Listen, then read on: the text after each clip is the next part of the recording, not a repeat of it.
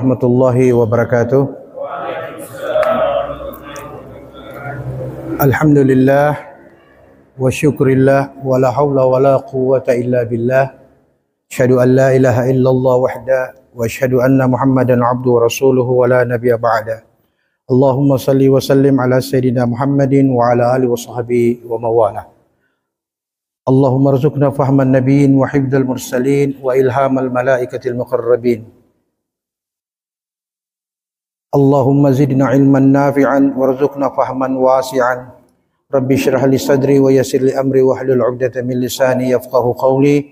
Rabbi saddid lisani wahdi qalbi bihaqqi sayyidina Muhammadin sallallahu alaihi wasallam. Dusturakum ya ahlal darqi ya ahlal batin ya ahlan nuba wa ya ahlan nur. Bijahi wa bibarakati nabiyina Muhammadin sallallahu alaihi wasallam. Amma ba'd. Bapak Imam yang saya hormati, Ketua Badan Ta'mir Masjid Al-Hidayah, bapak-bapak, saudara-saudara, jamaah majlis yang saya muliakan yang dirahmati Allah. Pada kesempatan ini kita melanjutkan materi kita pada minggu yang lalu ya, yaitu 2 minggu yang lalu, yang berkaitan dengan syaitan ya, dan semisalnya.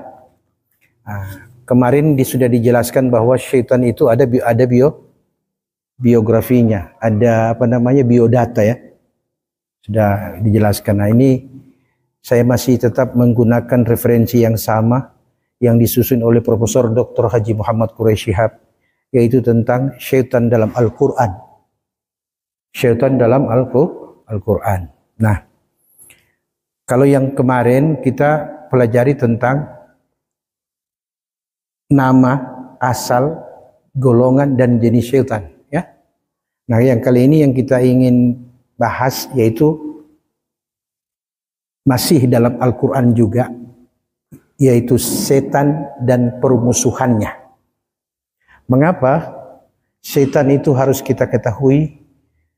Oleh Al-Quran itu terdapat kurang lebih 80 ayat lebih dalam Al-Quran kata syaitan dan bentuk jamaknya. Jadi syaitan itu tunggal, jamaknya adalah syayatin. Nah ini kata ini dalam Al-Quran itu ada kurang lebih 80 lebih ya. Nah, oleh pakar tafsir Quraish Shihab mengatakan bahwa syaitan disebutkan di dalam Al-Quran 80 lebih kata itu, menunjukkan bahwa betapa dahsyatnya ini makhluk satu ini. Ya. Sedangkan para nabi saja tidak disebutkan seperti itu banyaknya, kecuali Nabi Allah Musa yang paling banyak disebut dalam Al-Quran. Nah, mari kita lihat apa saja yang Al-Quran gambarkan ya. Ini saya melihat ini banyak sekali ini bentuk-bentuk permusuhan syaitan. Yang pertama, Allah menyebutkan banyak sifat-sifatnya. Sifat-sifatnya syaitan banyak. Misalnya menakut-nakuti manusia dan memerintahkan kepada perbuatan keji.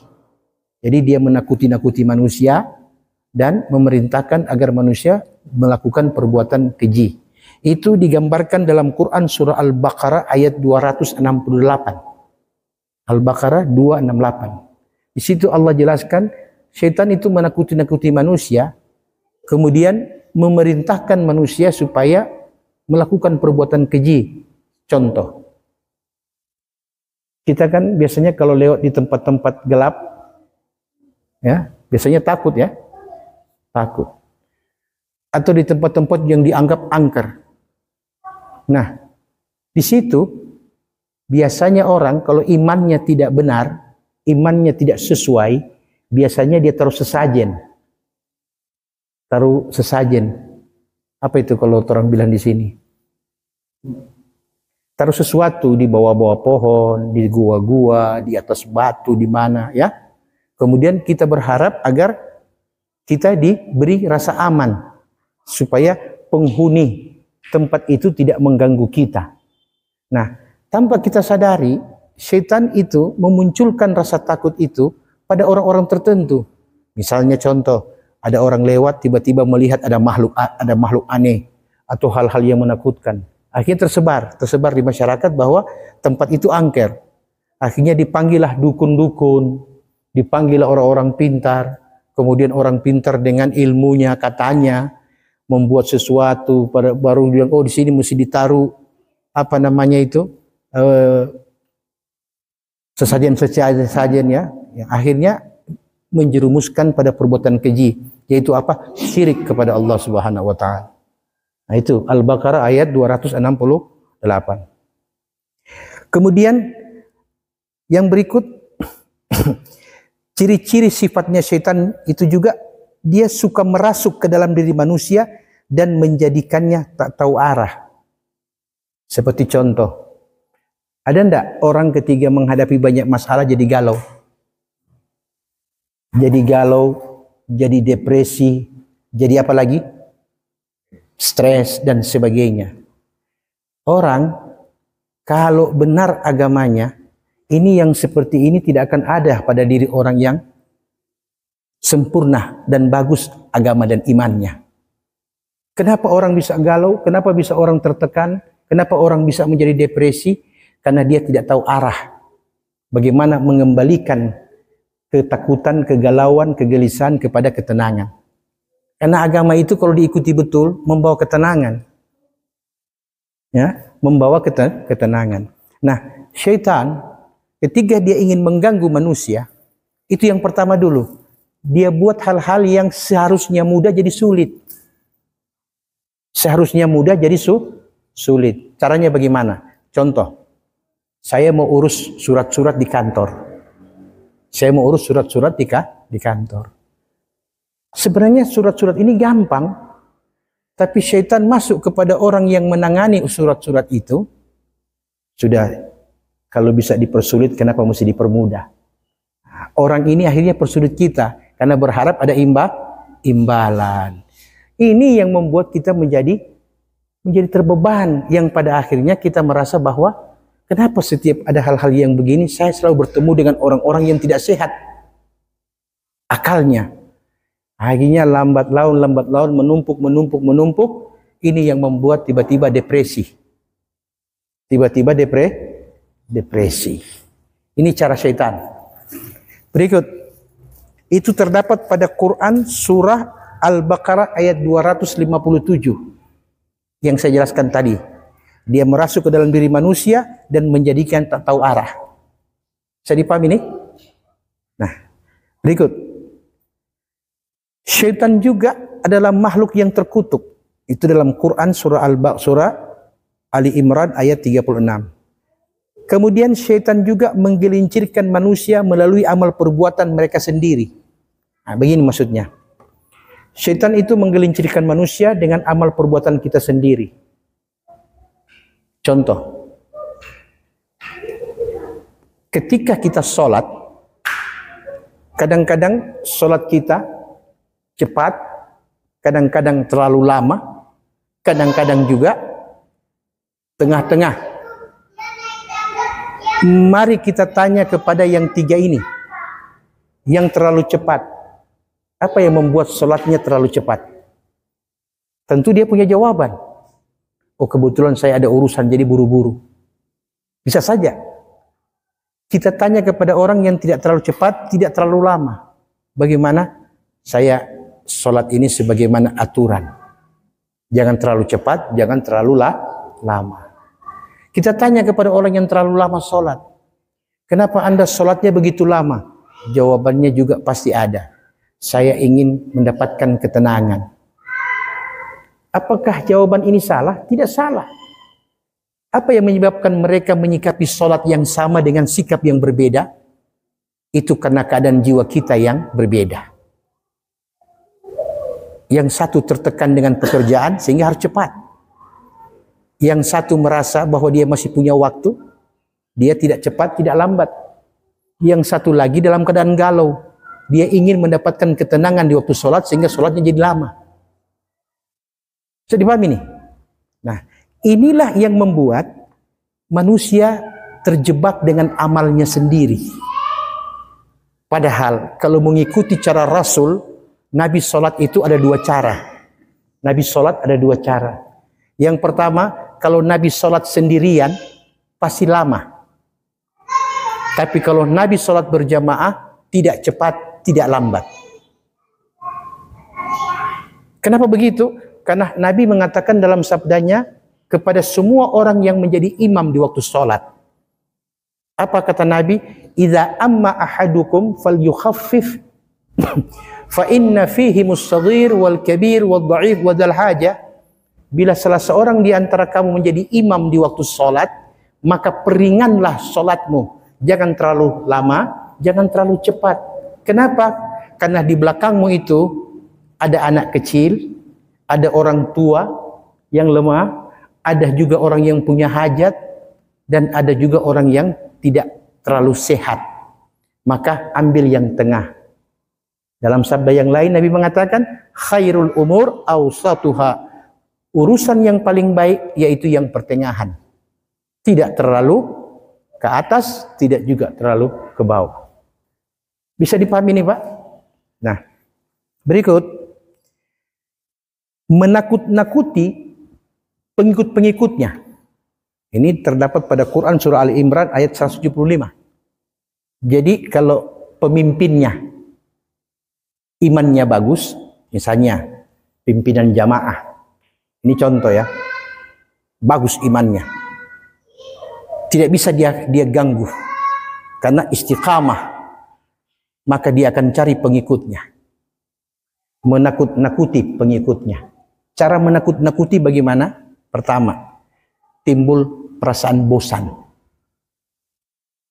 Bosan. Yang kedua, mulai melihat pemimpinnya dengan cara-cara yang dia lebih senang melihat kekurangan pemimpinnya daripada kelebihannya. Dia suka cari-cari itu. Kemudian dia berusaha untuk merasa bahwa apa yang dia ketahui sudah cukup untuk bersaing dengan pemimpinnya. Jadi itu dia menimbulkan rasa menakut-nakuti dulu. Kalau tidak berhasil kepada pemimpin, pengikutnya dia ganggu. Nah, itu dalam Al-Quran surah Ali Imran ayat 175. Berikut, syaitan juga kata Quran dalam Quran surah An-Nisa ayat 38 adalah sahabat buruk dan pendamping yang paling buruk. Pendamping paling buruk. Contoh, pernah tidak suatu saat tiba-tiba kita merasa bahwa ada teman yang mengkhianati kita. Ada teman baik, sahabat baik, tiba-tiba mengkhianati kita. Pernah tidak kita merasakan seperti itu? Kita sudah bikin baik, sudah berbuat baik dan sebagainya. Tahu-tahu dia membalasnya dengan hal yang menyakitkan hati. Nah, pertanyaannya, apakah itu yang dimaksud? Bukan. Bukan itu yang dimaksud. Yang dimaksud dalam Quran ini bahwa menjadi sahabat buruk dan pendamping yang buruk. Pertama, kita oleh agama disuruh berbuat baik kepada siapa saja. Kepada siapa saja. Syaitan melihat perbuatan baik ini membuat kita masuk ke surga. Kalau kita istiqamah, kita pasti masuk surga. Karena kita berbuat baik. Maka syaitan tidak mau hal itu terjadi pada diri kita. Oke? Syaitan datang kepada orang-orang yang kita anggap dekat. Syaitan datang kepada orang-orang yang kita anggap paling tahu tentang kita. Maka kita berbuat baik melebihi daripada yang biasanya. Oke? Tapi orang ini tidak seperti kita imannya. Dia lebih banyak memanfaatkan apa yang menguntungkan untuk dirinya. Maka disitulah syaitan masuk. Kemudian syaitan jadikan dia adalah teman yang paling setia. Tapi ada udang di balik batu.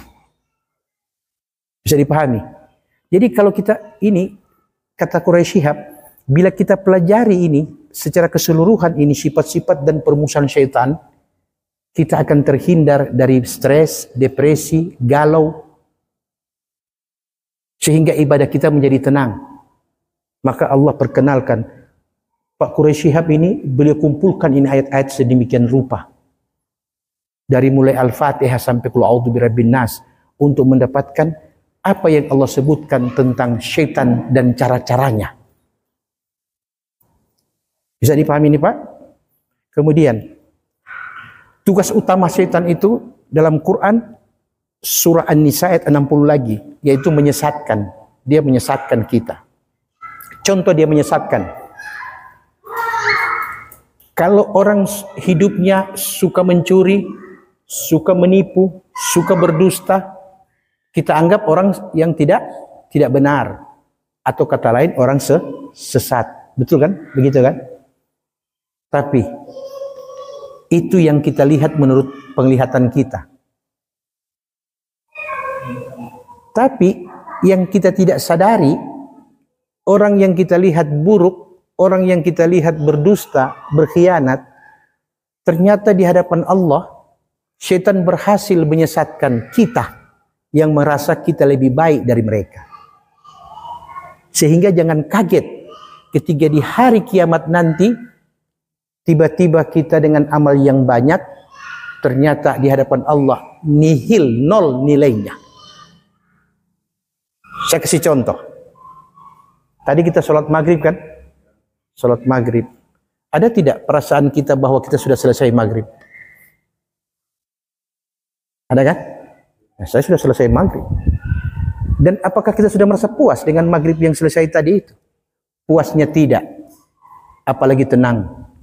Kenapa? Karena masih ada satu waktu lagi yang malam ini, yaitu Isya. Antara maghrib dan Isya. Oke? Bapak dan saya selesai maghrib, duduk di majelis membahas tentang ilmu-ilmu agama. Oke? Tetapi di tempat yang lain, apa yang mereka lakukan?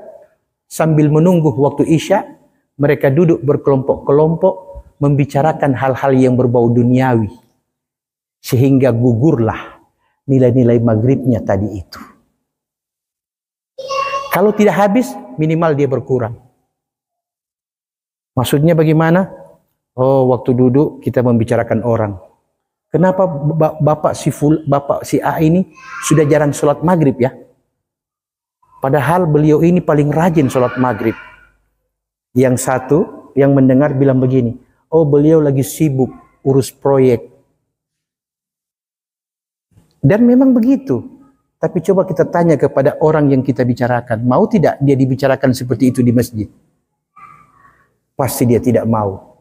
Nah, yang duduk, yang berbicara dan yang menanggapi, dua-dua gibah namanya. Selesai pahala sholat maghribnya tadi. Selesai pahala sholat maghribnya tadi. Bisa dipahami ini? Saya perhatikan, coba kita lihat di sini dalam kitab Muqasyafatul Qulub Al-Muqarrib ila Hadrul, itu karya Imam Al-Ghazali ini ya. Apa beliau katakan tentang hal yang tadi kita bahas? Sambil duduk di masjid menunggu waktu Isya, kita duduk bincang-bincang kepada sahabat kita yang tidak sholat maghrib atau tidak sempat. Imam Al-Ghazali mengatakan begini, perhatikan ya. Wa qala Rasulullah sallallahu alaihi wasallam. Beliau mengutip hadis Nabi. Apa katanya? Al-ghibah, yang dimaksud dengan ghibah itu terambil dari kata gaib.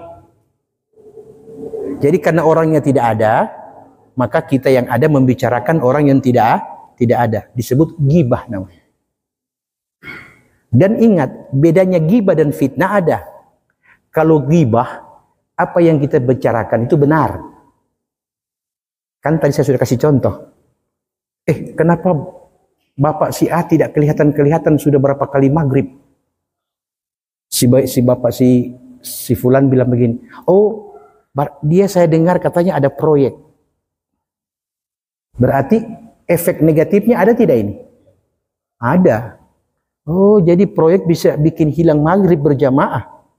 Bisa muncul banyak hal dari tadi. Tapi yang dikatakan oleh si A dan si B itu betul. Si bapak itu tidak maghrib berkali-kali karena ada proyek. Dia tetap sholat maghrib, tapi tidak berjamaah lagi. Oke? Nah, ini gibah dalam agama. Sehingga apa kata Nabi? Nabi mengatakan, al-ghibah dzikruka akhaka bima yakrahu.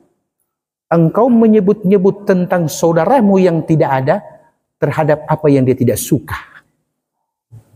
Karena si bapak itu kalau dia dengar bahwa dia dibicarakan di masjid, dia pasti tidak suka. Apa hubungannya kalian dengan saya? Mau saya ada proyek, tidak ada proyek, bukan urusan kalian. Kan begitu kan? Terus apa hubungannya dengan sholat maghrib? Maghrib itu kan berjamaah bukan wajib. Yang wajibnya sholatnya, bukan jamaahnya. Kan begitu? Itu yang membuat sehingga Nabi menyebut itu ghibah. Kemudian apa kata Nabi? Nabi mengatakan, sawa'un dzakartahu binuqsan badanihi aw nasabi aw fi'li aw qawli aw dinihi aw dunyahu hatta fi thawabih wa ridaihi wa dabatihi hatta dzakara ba'dul mutaqaddimin law qallat anna fulanan thawbahu tawil aw qasir yakunu dzalik ghibah fa kaifa dzikruka wa ma yakrahu min nafsi. Nabi bilang ghibah itu adalah menyebut-nyebut tentang saudaramu yang dia tidak suka, atau engkau menyebut-nyebut kekurangannya. Au dzakartahu binuqsan badani, baik itu menyangkut badannya yang kurang, ya, atau menyangkut keturunannya, atau menyangkut perbuatannya, atau menyangkut ucapannya, atau menyangkut agamanya, atau menyangkut dunianya. Seperti tadi saya bilang tadi, dapat proyek. Kita bicarakan tentang itu. Kata Nabi seperti itu. Hatta fi thawabi waridai, sampai pakaian dan jubahnya pun kau bicarakan. Oke? Wadabati, sampai kendaraannya juga kau dibicarakan. Kalau kemarin dia pakai Avanza, sekarang Supajero. Ini contoh. Ghibah itu. Selesai pahala sholat maghrib. Oke? Padahal sholat maghrib berjamaah loh. Bukan luar biasa dia punya pahala. 27 derajat. Bayangkan 27 derajat. Antara satu derajat dengan derajat yang berikut. Antara langit dan bumi kata Nabi. Jaraknya. Nah bayangkan 27 derajat. Bisa habis hanya dengan satu perbuatan kecil. Yang menurut kita kecil. Tapi itu besar sekali dampaknya. Di hadapan Allah Subhanahu wa Ta'ala. Kemudian dikatakan pula di sini, bahkan bila terlalu berlebih-lebihan, menghabiskan amal-amal saleh kita yang lain lagi. Sebagaimana kau lihat api memakan kayu bakar. Ternyata bukan cuma sholat maghrib punya pahala yang dia ini. Kalau masih berlanjut terus sampai isya, maka amal-amal yang lain sebelum maghrib tersedot, habis. Sholat isyanya juga terancam sifar, kosong. Ini syaitan menjadi pendamping. Bisa dipahami ini? Berikut. Kita lihat lagi. Pada Quran surah An-Nisa ayat 120 lagi. Syaitan hanya menjanjikan tipuan. Syaitan menjanjikan tipuan. Saya kasih contoh. Bapak-bapak, saudara-saudara pernah tidak melihat wanita cantik di luar? Pernah tidak? Lebih cantik mana? Istri kita atau yang di luar? Jawab jujur. Jawab jujur. Yang di luar atau istri kita? Istri kita. Oke? Pertanyaan saya cuma satu. Apa yang membuat yang di luar cantik? Coba jawab. Karena tidak pernah dirasa. Syaitan buat tipuan. Syaitan tipu kita dengan apa? Wanita yang biasa menjadi luar biasa di mata kita. Karena ada syahwat yang terselip di amal-amal kita. Ada syahwat yang terselip. Namanya itu asyahwatul khafiyah. Syahwat yang tersembunyi, kata Imam Al-Ghazali. Sehingga kita mengatakan bahwa yang di luar lebih nikmat, yang di luar lebih bahenol, yang di luar lebih cantik, yang di luar dan di luar dan di luar. Oke. Hanya karena satu alasan sederhana.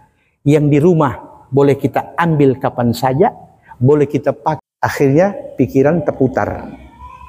Ketika pikiran terputar, disitulah iman dan aman bermain. Iman dan aman. Apa itu iman? Iman bilang jangan. Aman bilang tenang, aman, tidak ada yang lihat. Betul tidak? Nah, tapi kalau kita ada akidah, kita ada ajaran agama, pasti kita akan mengatakan biar aman deh. Biar aman. Tetap tidak nyaman. Begitu. Nah, itu yang Quran sebutkan. Berikut. Syaitan juga menciptakan permusuhan dan kedengkian. Bagaimanakah cara syaitan menciptakan permusuhan dan kedengkian? Pertama, syaitan timbulkan rasa higit. Apa itu higit? Dengki. Ini, sifat dengki ini, sifat yang tidak nampak. Al-higit. Ya. Tidak nampak ini sifat ini. Kalau ada pada diri kita, biasanya kita tidak ingin orang lain dapat kelebihan. Kita tidak mau. Yang kita mau, sudahlah. Kalau saya tidak bisa dapat, minimal orang dua tidak dapat apa-apa. Itu minimalnya. Maksimalnya adalah bagaimana kita mau backing supaya itu nikmat yang ada sama ente hilang, pindah sama saya. Ini biasanya di posisi-posisi kantor-kantor, di mana-mana ini. Ya. Itu.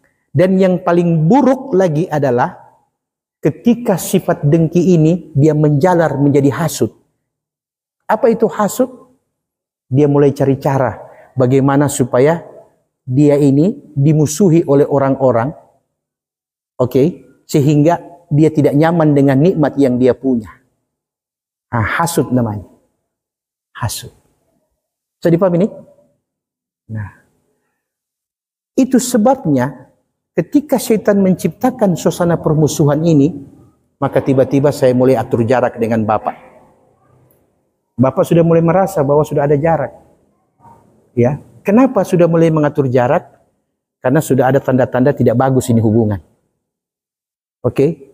Tapi ternyata orang yang diberi wanti-wanti dengan mengatur jarak, justru dia merasa bahwa apa? Dia lebih disepelekan, maka lebih hot dan lebih mantap lagi dia punya hasud. Nah, ini yang dimaksud oleh Al-Quran. Cara kerjanya syaitan. Bisa dipahami ini? Nah, kemudian kita lihat lagi. Menghiasi amal buruk manusia. Itu terdapat pada Quran surah Al-An'am ayat 43. Jadi menghiasi amal buruk manusia. Contoh. Mana Bapak pilih? Orang kikir atau orang makan puji? Bapak pilih mana? Orang kikir atau orang makan puji? Makan puji. Kenapa orang makan puji lebih baik daripada orang kikir? Saya kasih contoh. Panitia pembangunan masjid mengharapkan agar semua jamaah berpartisipasi untuk memberikan bantuan terhadap pembangunan masjid. Yang Bapak yang satu angkat tangan, tapi dengan catatan mesti umumkan kita punya nama dan kita punya jumlah. Saya 500.000. Biar satu masjid tahu kalau kita ada sumbang di masjid 500.000. Yang satu tidak, kikir. Dia tidak butuh mau diumumkan dan tidak. Mana lebih baik? Dua-dua tidak ada pahala. Yang kikir tidak ada pahalanya karena tidak ada sedekahnya. Yang makan puji tidak ada pahalanya karena riya. Tapi masih ada manfaat itu DP doi itu bagi pembangunan. Berarti yang kikir dengan riya masih lebih baik orang riya daripada orang kikir. Jadi paham ini? Ini gurur, tipu daya syaitan begitu. Yang berat itu adalah kalau itu sifat kikir ada pada pasangan hidup kita. Bapak orang dermawan. Kalau membantu kapan saja, di mana saja, kalau ada pasti top. Tapi mai tua di rumah bilang begini, ngana ini makam puji, ngana ini dia. So tahu-tahu orang ini ada perlu lebih, ngana pi makam puji pa orang-orang. Kira-kira bagoyang tidak hati Bapak? Nabi Adam itu seorang rasul, makhluk yang Allah ciptakan dengan kuasanya, tapi bisa goyah dengan pasangannya. Bisa difahami ini? Makanya kalau mau yang belum punya pasangan, carilah pasangan yang kira-kira minimal dia tidak kikir. Karena ketika kita ada kelebihan, kita bersedekah, dia bukan penghalang. Nah, bagaimana kalau laki bini dua-dua kikir? Kira-kira bagaimana? Nanti bapak-bapak jawab sendiri saja. Berikut, menuntun manusia agar semakin terpuruk. Menuntun manusia agar semakin terpuruk. Quran surah Al-A'raf ayat 175. Saya kasih contoh. Bapak percaya tidak? Tiba-tiba usaha jadi berkurang pendapatannya. Tiba-tiba Bapak punya pekerjaan dipindah tugas menjadi yang lebih ke bawah pendapatannya. Oke? Nah, pertanyaan saya cuma satu. Apa yang kita rasakan ketika posisi kita berubah? Tentu tidak nyaman di hati. Oke? Percaya tidak? Kalau itu datangnya dari siapa? Kita orang beragama datangnya dari Allah. Begitu kan? Tapi hakikatnya kata Quran tadi, ada yang datangnya dari syaitan. Ada yang datangnya dari syaitan. Contoh kisah Nabiullah Ayub. Bagaimana tiba-tiba hartanya habis diterpah angin dan badai. Itu angin dan badai atas perbuatan syaitan. Karena dia punya kemampuan. Dia punya kemampuan mengendalikan badai, angin. Karena memang Allah ada kasih sama dia. Dia kasih habis hartanya Ayub. Ternyata Nabi Allah Ayub kokoh, istiqamah. Maka syaitan bagaimana caranya? Dia matikan itu anak-anaknya Nabi Ayub. Jadi dia punya kemampuan membunuh juga ini syaitan. Tidak mampu. Apa caranya? Dia kasih penyakit kusta sama Nabi Allah Ayub. Sampai-sampai tidak ada lagi yang tersisa dari dagingnya. Betul tidak? Tidak cukup. Dia hasut lagi istrinya Nabi Allah Ayub. Sampai untuk cari makan perlu menggunting rambutnya dan menjual rambutnya. Sehingga itu yang membuat Nabi Ayub marah kepada istrinya. Kata Nabi Ayub, kalau aku Allah beri kesembuhan, yang pertama akan aku lakukan, aku akan cambuk engkau dengan 100 kali cambukan. Karena engkau telah menjual kehormatan rambutmu. Hanya demi sesuap nasi. Saking istiqamahnya Nabi Allah Ayub. Oke. Ternyata tidak cukup, Pak.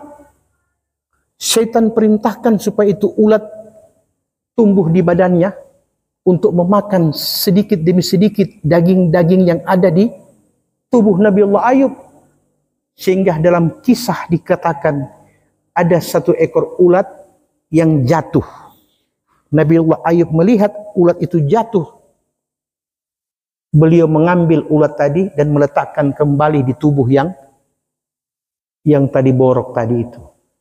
Ditanya oleh istrinya, kenapa itu kau lakukan? Katanya, dari dagingku dia mendapatkan rizki. Kalau orang, kalau nyanda ojo, purici pada dia, kan sakit hati.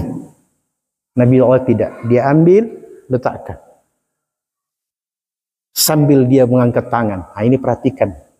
Ketika ulat diletakkan di boroknya, dia angkat tangan. Apa kata Nabi Allah Ayub dalam doanya? Ya Allah, biarkanlah makhluk ciptaanmu ini memakan daging-dagingku sebagai rezeki yang kau tentukan dari dagingku untuknya. Hanya satu yang aku minta kepada engkau ya Rabb. Apa itu? Jangan sampai ulat ini memakan lidah dan hatiku. Karena hanya dengan lidahku aku berzikir kepada engkau, dan dengan hanya hatiku aku ingat kepada engkau. Dalam riwayat dikatakan setiap ulat mau mendekati mulutnya jatuh. Dia ambil ulat taruh, jatuh. Karena Allah terima doanya Nabi Ayub. Nah, syaitan habis akal. Syaitan naik ke langit, dia mengatakan kepada malaikat, benar apa yang kalian katakan. Ayub orang paling bertakwa abad ini. Sudah, Allah kembalikan semua apa yang diambil oleh syaitan tadi. Ayub ingat dengan janjinya, dengan nazarnya, kalau saya sembuh, saya akan cambuk engkau dengan 100 kali cambukan. Allah yang pengasih dan penyayang melihat begitu setiahnya istrinya, mulai dari yang mulai jaya sampai jatuh, istrinya tidak pernah meninggalkan suaminya.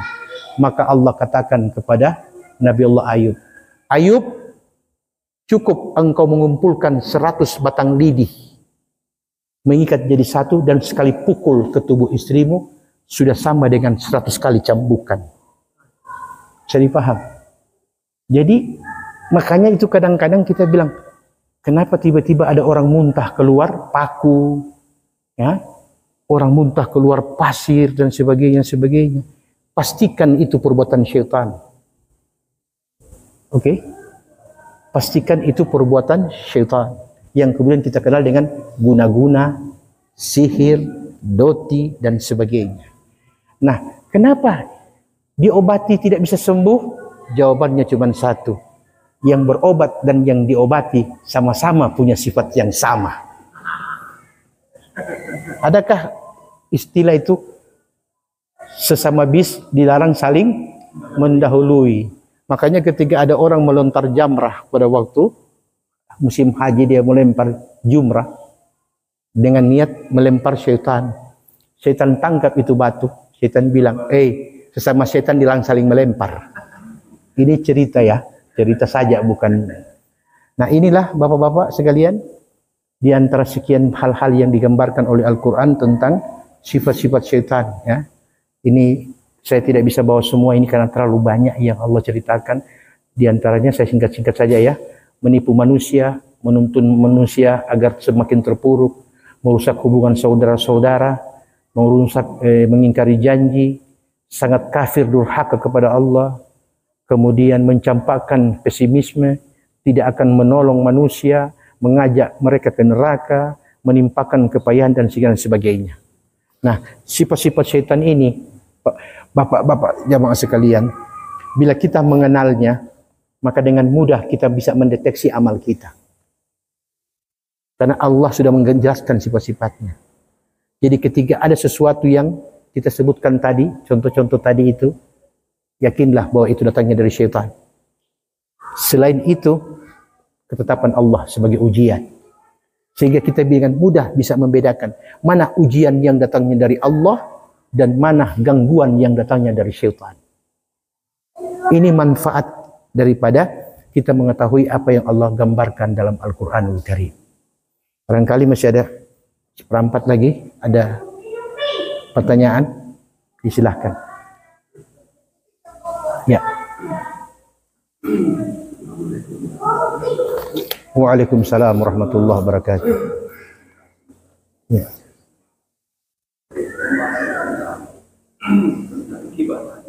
Iya.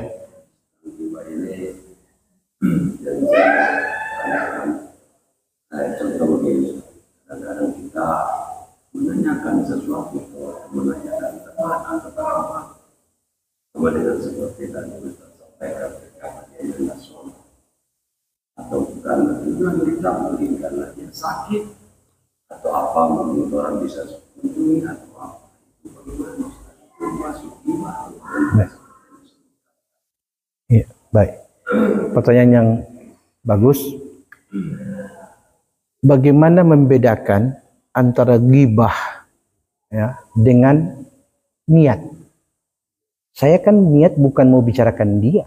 Saya bertanya itu karena ingin tahu informasinya. Jangan-jangan dia sakit ya dan sebagainya. Kita kembali kepada hadis Rasul yang mengatakan innamal a'malu binniyat. Kalau niat kita itu seperti itu, maka itu bukan kategori ghibah. Tapi kalau niat kita mencari informasi, ingin mengetahui hal-hal yang menjadi kekurangannya, itu baru masuk ghibah. Bisa dipaham, Pak? Jadi Allah melihat hati kita. Innamal a'malu binniyat. Nah, itu cara membedakannya. Nah, sebaliknya, bila yang kita bicarakan bukan sesuatu yang benar, itu baru fitnah namanya.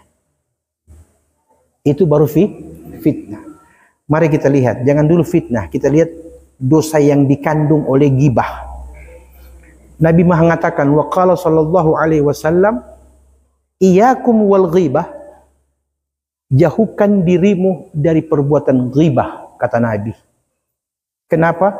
Fa innal ghibata asyaddu minaz zina.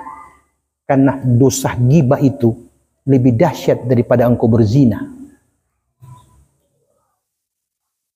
Lebih dahsyat, Nabi bilang, asyaddu minaz zina. Nabi yang mengatakan demikian. Fa innar rajul, karena sesungguhnya seorang laki-laki fakat yazni, kalau dia bertaubat, dia berzina, ya. Ini seorang laki-laki. Kalau dia berzina, kemudian dia fayatubullah alaih, kemudian dia taubat kepada Allah. Apa yang terjadi kata Nabi? Maka Allah akan menerima taubatnya. Laki-laki berzina, dia taubat, Allah terima taubatnya. Ya, bisa dipahami nih? Kemudian kata Nabi, wa inna sahibal ghibah, tapi kalau orang yang melakukan ghibah, la yaghfiru lahu, tidak akan diampuni Allah dosanya. Allah tidak akan ampuni, kata Nabi, dosa orang yang ghibah. Kenapa Allah tidak ampuni? Hatta yaghfira lahu sahibuha, sebelum orang yang digibahi memaafkan dia. Kalau zina kan berzina, selesai taubat, Allah terima. Allah Maha penerima taubat. Tapi kalau ghibah berkaitan dengan hablu minan nas, Allah tidak akan terima ampunan. Tidak akan terima beri ampunan sebelum yang digibahi memaafkan dia. Sampai Nabi katakan, fa innal ghibah asyaddu minaz zina. Karena sesungguhnya perbuatan ghibah itu lebih buruk dahsyatnya daripada engkau berzina. Bisa dipahami? Jadi yang dipertanyaan tadi oleh Pak Haji tadi menunjukkan bahwa niat. Jadi kalau kita punya niat bukan mencari kekurangannya, ingin mengetahui kabarnya, berarti kan sesuatu yang baik. Sama dengan kita sholat. Kadang-kadang sholat membawa dosa, bukan membawa pahala. Ya kan begitu kan? Apa itu sholat membawa dosa? Yaitu ketika kita sholat, sesudah sholat perbuatan kita tidak berubah. Padahal sholat itu menjaga perbuatan keji dan mungkar. Bisa dipahami? Ada? Ya. Nanti misalkan biasakan manusia seperti ada jumpa, tapi kan misalkan dia tiba bilang ini kan ada bicara Pak itu kan jarang istilahnya terjadi dalam 10 paling 2 orang yang bilang, 8 orang ini ya beristighfar istilahnya. Berarti tidak ada yang bisa yang melebur dosa itu. Istighfar, sholat, taubat, apa istilahnya, karena gini, aku udah bilang dia tanah apa kita ini. Itu yang Nabi katakan tadi. Tidak akan pernah Allah ampuni dosa ghibah. Berarti tidak ditolerir. Tidak. Selain yang digibahi memaafkan dia. Karena itu menyangkut hablu minan nas. Jadi itu sebabnya dalam agama, Pak, yang harus kita jaga dan kita berhati-hati itu dan ekstra hati-hati itu, yaitu yang berkaitan dengan sesama manusia. Karena manusia bukan Tuhan. Tuhan Maha memaafkan. Tuhan Maha penerima taubat. Manusia tidak. Berarti kita masuk kategori menzalimi itu ya? Ya, menzalimi hak-hak. Jangankan sesama manusia, Pak. Bapak punya tubuh saja bisa mengadu kepada Allah. Nabi bilang, inna li badanika 'alaika haqqan wa li jiwarika 'alaika haqqan wa li 'ainika 'alaika haqqan fa'ti kulladzi haqqin haqqahu, kata Nabi. Tubuhmu punya hak, matamu punya hak, tetanggamu punya hak, maka berikan haknya mereka masing-masing. Karena ingat, tangan bisa jadi musuh bagi kita di hari kiamat, kata Quran. Mata bisa menjadi lawan kita di hari kiamat, kata Quran. Kaki menjadi, mana ayatnya? Allah mengatakan, inna sam'a wal absara wal af'ida kullu ulaika kana anhu mas'ula. Pendengaranmu, matamu, bahkan isi hatimu itu, semua itu akan ditanya satu-satu oleh Allah, dan mereka akan menjawab sesuai dengan apa yang mereka lakukan. Mereka akan menjawab sesuai dengan apa yang mereka lakukan. Jadi makanya Pak, kenapa kita perlu berzikir? Ada zikir sekian, ada istighfar sekian, ada salawat sekian. Itu untuk menghapus bagian-bagian tubuh kita. Ada istighfar menghapus dosa lisan. Ada zikir menghapus dosa tangan. Ada doa yang menghapus dosa kaki, dan ada bagian salawat yang menghapus dosa mata dan hati. Apa itu? Semua terkumpul pada waktu wudhu. Iya, semua terkumpul pada waktu wudhu. Itu ada doanya, Pak. Sudah pernah kan? Jadi paham. Itu untuk menghapus, agar supaya ketika kita dibangkitkan di yaumil mahsyar, tangan tidak bisa menyalahkan kita, mata tidak bisa, dan sebagainya. Itu yang dimaksud dengan insanul kamil, manusia yang sempurna di hadapan Allah Subhanahu wa Ta'ala. Itu bisa melebur itu. Ya, bisa. Tapi tergantung jenis dosanya, Pak. Karena kan ada namanya kebijakan. Demikianlah Bapak-bapak, kita ingin berpanjang-panjang, tapi waktu sholat Isya sudah masuk. InsyaAllah apa yang dijelaskan ini, walaupun sedikit, dapat kita pahami. Saya menyampaikan ke semua yang mendengarkan. InsyaAllah kita ke depan menjadi lebih baik, sempurna ibadah kita. Amin. Demikianlah, lebih dan kurangnya saya mohon maaf. Wallahul musta'an. Wabillahi taufiq wal hidayah. Assalamualaikum warahmatullahi wabarakatuh.